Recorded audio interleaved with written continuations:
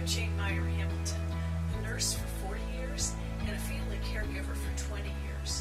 I founded Partners on the Path to help organizations recognize and respond to the hidden cost of caregiver stress.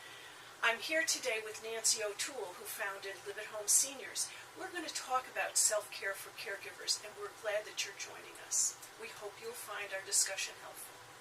Jane, thank you so much for joining us. We're delighted to have you. A pleasure.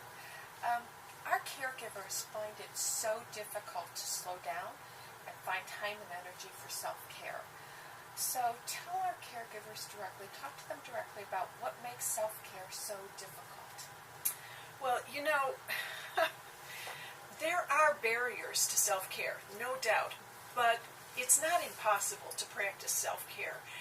I think the first barrier to self-care is sort of just the set of pressures that we live with in 21st century life. We're going 24/7. Technology is grabbing our attention. We have multiple roles, many responsibilities at work, in our families, at home. We have so many things to do, and we create these unrealistic to-do lists.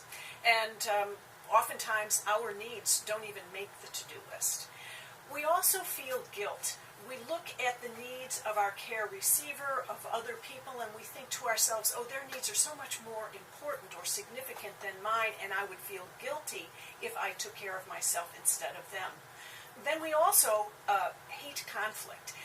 When everybody is vying for our time and attention, they sort of get cranky when we don't give them what they want. And so we take the path of least resistance and say, okay, I'll take care of them and I can put my needs on hold because I'm not going to scream if I don't take care of myself. So, those things happen. But then the other thing, I think, which is a barrier, is that we believe that it doesn't matter when we don't take care of ourselves. And that is really wrong.